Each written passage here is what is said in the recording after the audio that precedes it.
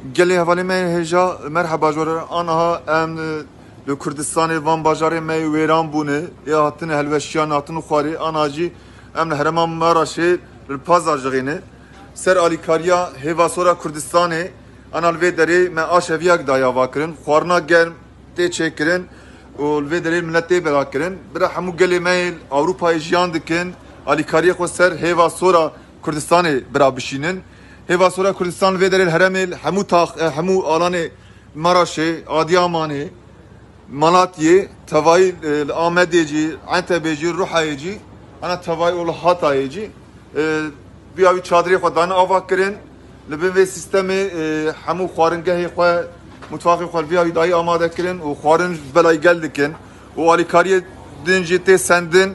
hemû xwarin û vexwarin û kinc û berê gelê me û betanê ji bona ber zivtanên jî sermakî pir heye ew jî aniha gund bi gund tê bela kirin bira hemû gelê me wîya wî hişyar bin gelê me Avrupayê bira alîkariyê xwe ser hêvasora Kurdistanê bişînin. Belê ev jî aniha ew e aşeviya hêvasora Kurdistanê me li Bazarcilê vekirî rojane bi nêzî 800 û heta 1000 xwarin tê derxistin rojê du cara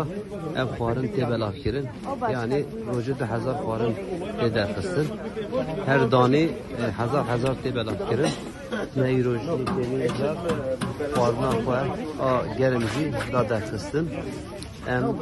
spasiyê xwe ji bo hêvasora Kurdistanê û xebatkarê pê û gelê me Awropa radişînin têvîdarim ev dayanışmayê germ bi rewşê wiha awate da bêdom were berdewam kirin em serketin dixwazin ji hemû heva belê aniha em li navçeya Maraş Erbistanê ne zanîn hira jî erdheş ziyanekî madî manevî giran daye bê navçeyê gelê me Awropa bi imkanê xwe li ser hêvasora Kurdistan ra hêviyê jiyanê hatine komkirin û alîkariya ku hatiye komkirin û hatiye şandin em niha bi hevalên me ên dilxwaz ê zanîngehan ji hemû parçeyê Kurdistanê û metropolê Tirkiyeyê hatine vira ev alîkarî tê danîn û cî cuda cuda tê belavkirin ji gunda heta navçeyê û hemû taxên navçeyê ê ku zirat tê hatiye dîtin tê belavkirin wek tê zanîn pêdiviyê jiyanê herî zêde xwarin û vexwarin ihtiyace herî mezin xwarin û vexwarin e em spasiya xwe ji bo gelê me Kurdistanê ê ku li Awropa jiyan dike û hêvasora Kurdistanê spasiya xwe pêşkêş dikin. Hevalên hêja merheba aniha jî tira me a nan me 22,000 nan amade kirin ji bo Erbistanê aniha hevalê me vî barajî datînin bira me got nîşanî hevalê min alîkariya saziya me Awropa hêvasora Kurdistanê ana jî em vê derê bin vê berfê û vê serxemê hevalê me tev li vê derê aniha nanê xwe jî datînin ez dixwazim vîya wî bi hevalê xwe û gelê xwe re parê bikim dîsê ji bona alîkariyê hêvasora Kurdistanê û hevalê me Awropayê tevayî spasiya xwe dikim em ji vê derê ji Erbistanê û heta li Awropayê hemû hevalê xwe teva spas dikim ji bo alîkariya wan. Aniha wekî xuya kirin jî depoya me bi vê rengî ye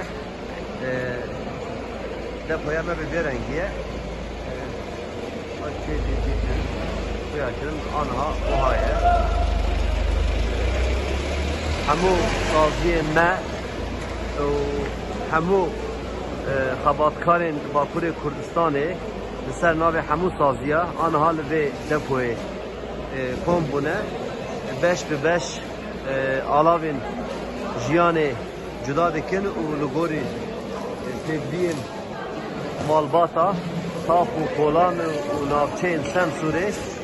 tên belavkirin. Girêdayê heyva sor li Bakurê Kurdistanê hemû saziyên me aniha li vira tespîtên ew ê dikin, tespîtên malbatê ku hezê zirar dîtî, tespîtê zirar û ziyanê wan dikin û li gorî wê pêwîstiyê jiyanê tên amadekirin û li gor van lîstan tên belavkirin.